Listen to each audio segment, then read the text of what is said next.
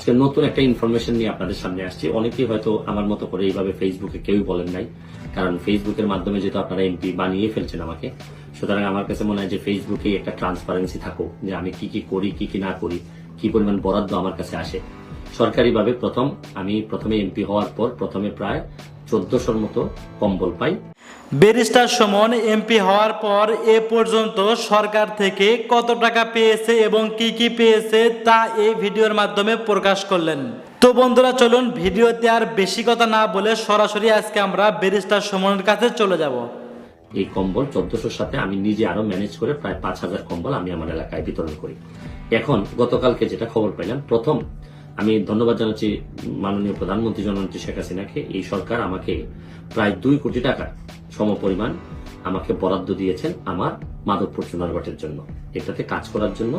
এর মধ্যে হচ্ছে গিয়ে টিআর, এটার বলে টেস্ট রিলিফ, এটা দিয়েছেন প্রায় 71,33,333 টাকা। কাবিটা মানে কাজের বিনিময়ে টাকা, এখানে হচ্ছে গিয়ে 83,65,000। আর হচ্ছে কাজের বিনিময়ে খাদ্য কর্মসূচি, যে আপনি মাটি ভরাট করতে পারবেন, এরকম নানা কাজ করতে পারবেন। এগুলো হচ্ছে গিয়ে 58 মেট্রিক টন চাল, 58 মেট্রিক টন গম। এর মানে আমি রাফ একটা হিসাব করে দেখলাম যে আমি প্রায় 2 কোটি টাকার বরাদ্দ পাইছি। এটা আমার বিশ্বাস যে আমার মতো যারা এমপি আছেন সবাই পাইছেন। তো যারা যারা পাওয়ার তারা পাইছেন, আমি সবই জানি না, তবে আমারটা আমি বলতে পারি আপনাদেরকে, এখানে প্রায় 2 কোটি টাকার বরাদ্দ পাইছি। কারণ আমি এটা কিভাবে খরচ করব, এটা একটা ট্রান্সপারেন্সির বিষয় আছে, খরচটা ঠিক মতো হয়েছে কিনা। এখন সরকার যখন টাকা দিল আমাদের, আমি এমপি হিসাবে আমার কাজ কি, প্রথম কাজটা হচ্ছে গিয়ে যে এই পুরা টাকাটা ঠিক মতো মানুষ তার কাজের জন্য পাইলো কিনা এটা চেক করে রাখা। আমি বা আমার আশেপাশের লোকজন কেউ এটা থেকে 2 নম্বরই করলো কিনা এটা আমার খবর রাখা, এবং লোকজনকে উৎসাহিত করা যে আপনারা খবর নেন, জানেন, দেখেন যে ঠিক মতো টাকাটা ব্যয় হচ্ছে কিনা।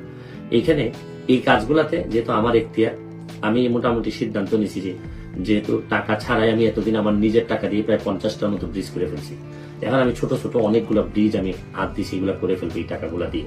আমার যদি আমার নিজেরও কিছু লাগে ভর্তুকি আমি দিব। তারপর হচ্ছে কি, যে রাস্তাগুলা একেবারে চলার মতো না, এই রাস্তাগুলোতে কিছু ইট হইলেও আমি ফেলবো। যদিও রাস্তাঘাটের জন্য আলাদাভাবে বরাদ্দ থাকে, আমি চেষ্টা করবো এখান থেকে ব্রিজ বানানো। যে রাস্তাগুলো একেবারে খারাপ অবস্থা, মানুষের খুবই কষ্ট হচ্ছে, এই রাস্তাগুলো ঠিক করা। তারপর হচ্ছে গিয়ে আমি যে জিনিসগুলো করবো, এগুলো হচ্ছে গিয়ে ছোট ছোট আপনার কি আছে, পানির জন্য কালভার্ট টাইপ আছে, এগুলো আমি কাজ করার চেষ্টা করবো।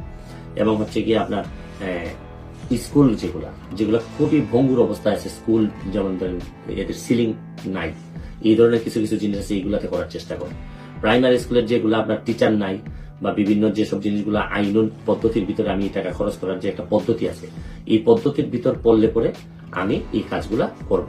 এবং আমি এই কাজটা শেষ করে অতি দ্রুত আপনাদেরকে আমি আমার হিসাবও আশা করি ফেসবুকে দিয়ে দিতে পারবো, যে এই টাকাগুলা কিভাবে, কত টাকা কোন কোন জায়গায় দিয়ে আমি খরচ করতে পারছি। আমি হয়তো এমপি হিসাবে সব বদলাই দিতে পারবো না, আমি জানি যে আমি তো একেবারে রাতারাতি সবকিছু চেঞ্জ করতে পারবো না। তবে প্রথম যে চেঞ্জটা সম্ভবত আমার এলাকার এই যে 50 বছরের ইতিহাসে প্রথম কোন এমপি যে জীবনের প্রথম বরাদ্দটা একেবারে জনসাধারণের সামনে নিয়ে আসতেন, যে কত টাকা বরাদ্দ আমি পাইছি এবং এটা খরচ কিভাবে হবে। আমি বিশ্বাস করি এটা আমার কোনো অনুদান না, আমার কোনো গিফট না, বা আমার যারা নির্বাচন করছে তাদের জন্য একতরফা কোনো খাবারের বিষয় না। এটা হচ্ছে নির্যাতিত নিপীড়িত মানুষের জন্য এটা কাজ করার জন্য আমাকে দেওয়া হয়েছে।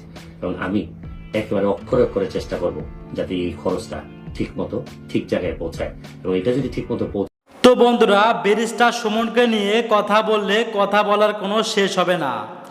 ব্যারিস্টার সুমনকে নিয়ে আপনাদের কি মতামত এবং তার ভিডিও আপনাদের কাছে কেমন লাগে অবশ্যই কমেন্ট বক্সে কমেন্ট করে জানিয়ে দিন।